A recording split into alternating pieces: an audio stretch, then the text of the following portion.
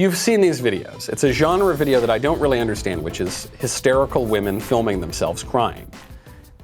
I don't know. I don't cry all that much. I'm not saying that to brag, not saying that to be macho here, but I don't cry a lot. Only if a dear beloved family member dies, or if I see a particularly gorgeous sunset and one tear just wistfully kind of falls down my cheek. But I will say this. When I have cried, I do not have the impulse to film myself and then post it on TikTok. I don't know, maybe I'm an old fuddy-duddy, maybe I'm a boomer. I don't have that impulse. But a lot of these left-wing women do. One crazy lady decided to film herself in a bathtub weeping because a new justice was added to the Supreme Court. Don't mind me, I'm in the bath, but while I'm in here, I got a notification that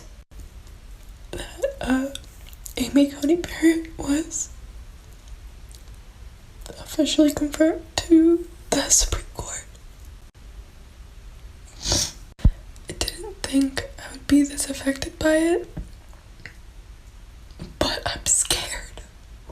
I'm scared for me, other women, people who need help, everyone except white men. So, please vote next week. Let's try to do something. Yeah, man, white men are terrible. I hate those guys because of their sex and their race. That's what makes me hate them so much, because they're so bad. All the other people are so much better. Isn't that, that is what they believe. This is even this silly, frivolous, white liberal woman. Why is she afraid? What is she scared of? I guess the only right of hers that Amy Barrett is threatening, that a conservative court would threaten, is the right to kill her child through abortion. But let's say, worst case scenario for this lady, let's say Roe versus Wade is overturned. That seems like an unlikely scenario, but if it were, then almost certainly the issue would go to the states. I assume this crazy lady lives in a state that would permit abortion, so she still gets to kill her kid. Let's say she doesn't. Let's say she lives in the middle of Alabama or something. And so the state is actually going to outlaw abortion if Roe versus Wade gets overturned. What does that mean for her? What is she so afraid of? It means that she won't be able to kill her kid, and she'll have to, have the kid for, if she does become pregnant, if her contraception doesn't work or something, she's going to be uncomfortable for 9 months and then give the kid up for adoption. Or raise the kid if she wants to. That's it. That's what she's afraid of. That's the great fear that has her cowering, crying in a bathtub, is not being able to kill her hypothetical child. Maybe, in a very unlikely circumstance. That is a mania. That is hysteria. This woman needs help. She needs a support network. I would say she should talk to her husband. Something tells me, though, maybe that's not a possibility.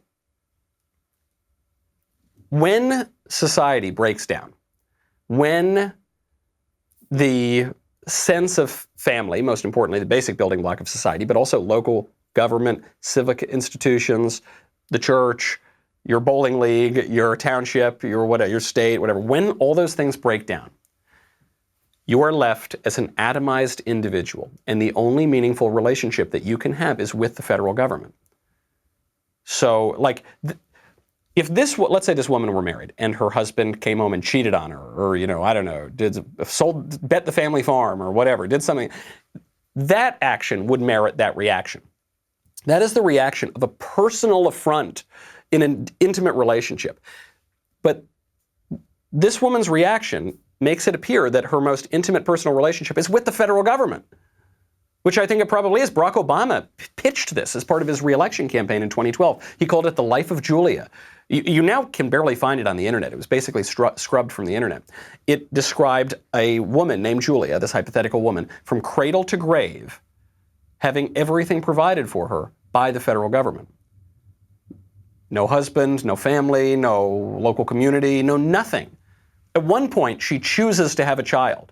Doesn't get married, doesn't fall in love, doesn't go out. Nope, just chooses to have a child. And then Big Daddy Obama, federal government, will come in and provide for her. And then she dies, and she dies alone, and the federal government provides for that too. That's a bleak life. I'd be crying too if that were my life. What is this woman so afraid of? There are a lot of people like this who believe, no, that the Supreme Court should not have a huge effect on your life. If it is, something has gone wrong, both in politics and in your personal life.